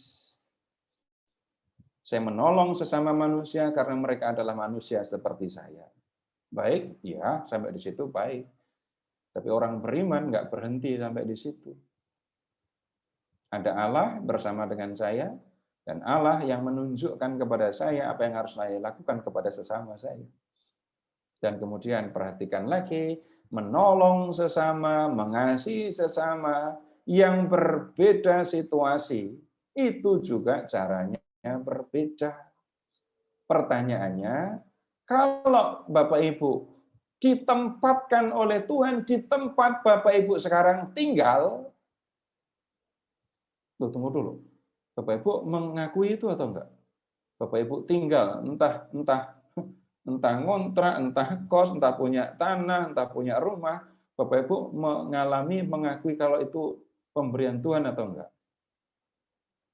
Kalau Bapak Ibu mengakui, maka pertanyaan berikutnya, kalau Tuhan menempatkan saya di sini, apa yang harus saya lakukan untuk mewujudkan jati diri saya sebagai umat Allah dalam mengasihi sesama? Bapak Ibu yang tinggal di kota dengan yang tinggal di desa, sesamanya berbeda, situasinya berbeda, cara mengasihinya berbeda. Dan kita diajak berpikir bagaimana mengasihi orang-orang yang dipertemukan dengan kita itu. Nah, pengakuan bahwa yang saya miliki itu datang dari Tuhan, ini juga akan sangat berpengaruh. Jangan sampai sok rendah hati, pura-pura rendah hati. Ini yang saya punya ini semua, ini cuma titipan Tuhan. Tinggal nanya aja. Ntar kalau yang punya ngambil, boleh nggak, Pak? Ini kan titipan. Kalau pemiliknya mau ngambil, boleh nggak? Malah dijawab, ini titipan, harus saya jaga baik-baik. Jangan sampai ada yang berkurang. Kalau berani ngomong begitu, ya silakan saja nanti dilanjutkan. Beneran akan dijaga baik-baik sampai yang mengatakan ini cuma titipan nggak akan menikmatinya sama sekali gitu ya. Balik lagi Bapak Ibu, Tuhan sudah mengasihi saya. Tuhan minta saya mengasihi, dan perhatikan Tuhan juga memberikan kepada saya fasilitas untuk mengasihi. Dan pengakuan ini seperti orang Israel mengakui tanahnya itu adalah tanah milik Allah. Dan itu mempengaruhi cara mereka bersikap dalam menggunakan harta milik mereka. Nah, begitu juga kita. Kalau saya mengakui ini semua pemberian dari Tuhan, maka saya juga akan berpikir, Tuhan menghendaki saya berbuat apa dengan semua yang saya miliki ini. Tidak harus bicara harta. Harta sudah pasti ya. Tapi juga Bapak Ibu punya macam-macam kan, yang non material. Bapak Ibu punya waktu, punya pemikiran, punya hati, dan semua yang ada di dalam diri Bapak Ibu. Dan bisa jadi Tuhan menghendaki Bapak Ibu menggunakan itu semua untuk menolong, untuk memperhatikan sesama. Pak Seto Nah, mau nanya kemudian, dong. ya, ya silahkan. Pak Seto, kalau misalnya mengasihi orang yang sama dengan kita atau hampir sama dengan kita atau yang kita nggak kesel kan lebih mudah ya. Tadi kan Pak Seto bilang kita harus tahu kenapa sih kita ada di lingkungan di tempat kita berada sekarang. Kalau misalnya lingkungan tempat kita berada misalnya lingkungan kerja atau sejenisnya, terus udah gitu ada orang tuh kayak udah benar-benar akut aja gitu musuhannya. Gimana sih cara supaya saya tetap bisa mengasihi orang yang ya ampun kayaknya boro-boro mengasihi nyapa aja kayaknya males banget Pak Seto. Gimana sih supaya saya juga bisa mengasihi orang yang mau lihat aja tuh saya males Pak, mengasihi musuh lah intinya. Makasih. Iya, sebenarnya saya nggak boleh jawab pertanyaan kayak gini loh. Kamu sendiri yang harus berpikir bagaimana caranya. Tapi begini, mengasihi itu kan bisa, ya itu macam-macam ya. Tapi silahkan amati, mulai dengan diri sendiri kan ya. Orang mengasihi itu prinsipnya akan begini, dari dalam hati ya. Ada orang lain atau enggak itu bukan urusan, tapi dari dalam hati menghendaki yang baik untuk orang itu. Kalau orang tidak waspada, kalau orang tidak hati-hati, bahkan bisa loh ya, keburukan orang lain itu mempengaruhi cara saya bersikap. Keburukan orang lain menggerakkan saya, menuntun saya dalam bertindak. Ini saya ngomong kayak gini, saya berpengalaman sekali. Pengalaman yang mirip. Bagaimana mungkin saya mengasihi orang yang kayak gitu? Tapi tunggu dulu. Kalau orang itu bersikap buruk kepada saya, lalu saya ngelihat pun nggak mau, berarti kan mata saya sudah dikendalikan sama orang itu. Ya kan? Jangan sampai mata saya ngelihat orang itu. Rugi mata saya dipakai ngeliatin orang itu. Kenapa? Itu artinya, yaitu perilaku buruk orang itu sudah mengendalikan saya. Tapi tunggu dulu, mengasihi juga mulainya dari dalam hati itu tadi ya. Ada yang bisa diwujudkan dengan tutur kata, dengan sikap, bisa ada. Tapi kemudian kalau orangnya itu kayak gini, orangnya misalnya menjengkelkan karena orang itu iri kepada saya, lalu saya datangi, kamu kok iri kepada saya, mbok jangan iri, enggak akan diterima ngomong kayak gitu kan. Tapi tunggu dulu, bisa jadi saya akan berhenti dan saya akan berkata kepada Tuhan, Tuhan tolong teman saya itu supaya dia tidak dikuasai rasa iri. Loh, itu kan mengasihi dengan kasih yang paling apa ya? Orang lain bahkan tidak tahu kalau saya mengasihi dia. Tapi balik lagi kepada prinsipnya ya, jangan sampai pertimbangan sendiri ya. Perilaku buruk orang lain mempengaruhi, menggerakkan saya, itu yang harus waspada, harus hati-hati. Karena orang itu menjengkelkan, maka mata saya pun, bibir saya pun digerakkan. Kok perilaku menjengkelkan yang ditunjukkan oleh orang lain bisa jadi menentukan kata-kata yang akan saya ucapkan loh ya. Tidak akan pernah muncul kata pujian dari mulut saya kalau melihat orang yang kayak gitu. Jadi ya itu saya tidak akan menjawab secara detail kalau kasus begini harus bagaimana, bukan. Tetapi kita yang memang diajak untuk mempertimbangkan, memikirkan saya harus bagaimana, Tuhan menghendaki saya berbuat apa. Juga orangnya nggak usah diomongi, ini sebenarnya Tuhan tadi bilang ke saya loh. Saya diminta untuk mengasihi kamu, tapi saya nggak ngerti caranya gimana. Ya nggak bisa, nggak perlu juga bilang begitu. Tetapi begini, apa yang terjadi antara saya dengan sesama saya, itu bisa jadi menggerakkan saya, mendorong saya untuk kembali kepada Tuhan dan bertanya, Tuhan, saya harus bagaimana? Loh, kalau itu yang terjadi, loh, perhatikan saja. Dalam tanda kutip, diskusi pembicaraan kita dengan Tuhan akan berbeda sama sekali dengan yang biasanya cuma minta ini, minta itu. Tapi, loh, situasi relasi dengan sesama mendorong saya untuk bicara dengan Tuhan. Tuhan, saya harus bagaimana dalam situasi seperti ini. Ya, begitu dulu ya. Makasih Pak Seto. Ya, mari. Baik. Pak, nanya lagi boleh nggak? Ya, Pak. Tanya Pak Narto, Pak. Boleh nanya lagi apa enggak, Pak? Saya masih belum puas tadi jawaban Bapak. Soalnya. Ya, iya. Boleh nggak? Ya. Ya, silakan. Kan Musa kan sebelum meninggal kan dia memberikan tahu kepada Yosua kan tentang apa namanya yang dialamin sebelum dia mati kan. Karena dia kan nggak masuk ke Kanaan segala macam.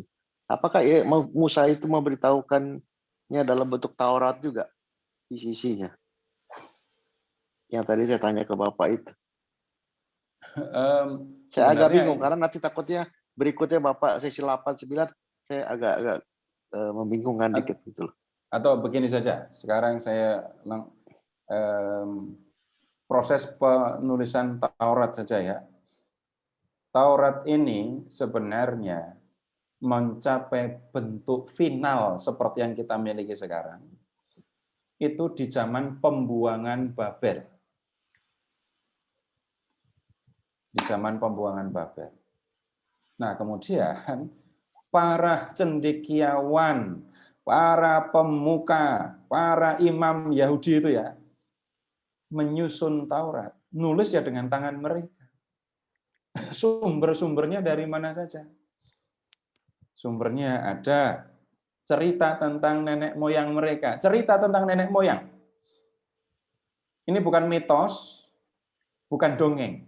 Cerita tentang nenek moyang. Abraham, Ishak, Yakub, kemudian sampai ke perbudakan di Mesir. Itu cerita tentang nenek moyang. Ada juga sumber-sumber yang diambil itu karena mereka di Babel ya. Dari cerita-cerita yang berasal dari Babilonia. Kalau membaca cerita tentang Nuh, ya, Bapak Ibu akan menemukan cerita yang mirip dengan cerita Nuh. Epos Gilgamesh. Nah, kemudian, loh kok ada hukum-hukum? Nah, yang berkaitan dengan hukum-hukum seperti yang kita diskusikan, itu bahannya dari mana? Bahannya ada yang dari antara kebiasaan orang Israel sendiri, hukum yang berlaku turun-temurun, ada yang ngambil dari negeri-negeri lain. Kemudian, kok ada hukum yang berkaitan dengan ibadat? Haram, halal itu yang kita diskusikan. Ini pasti urusannya para imam.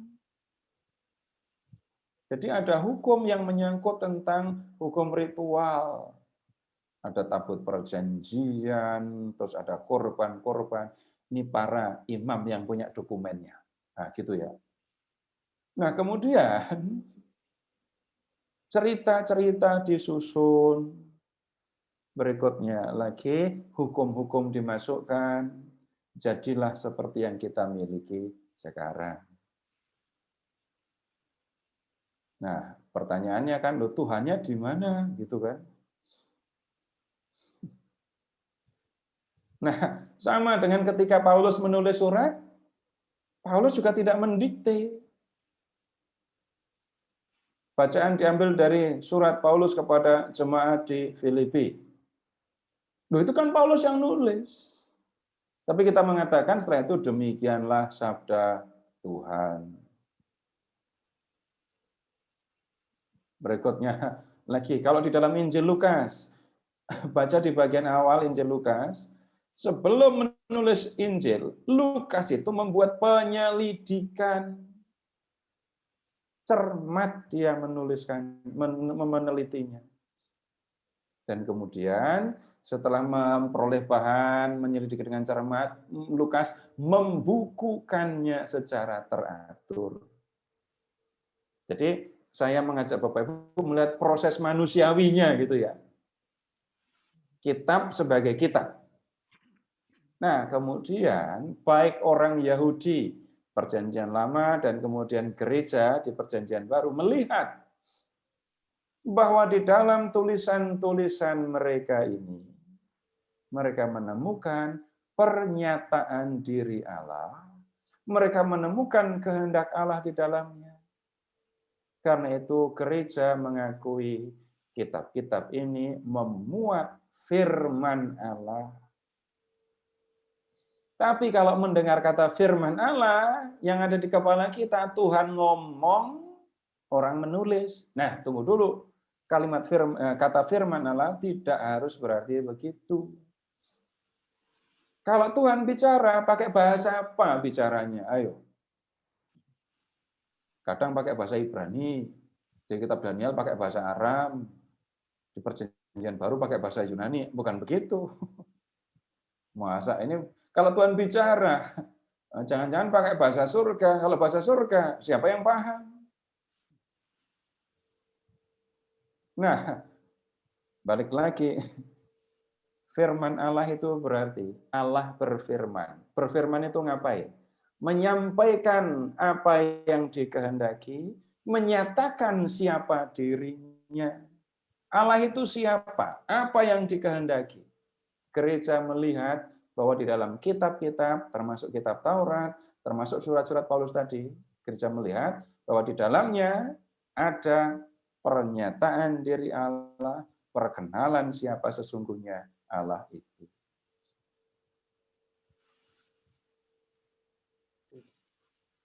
Ya, begitu yang dimaksudkan.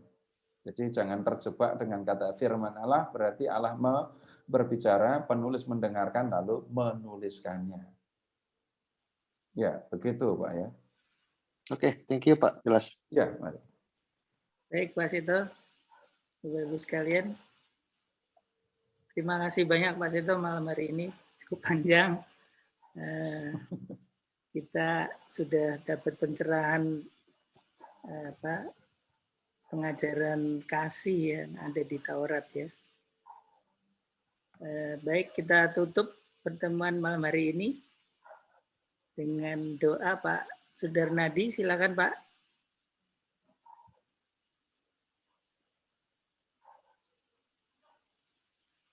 Pak Sudarnadi. Pak Sudarnadi.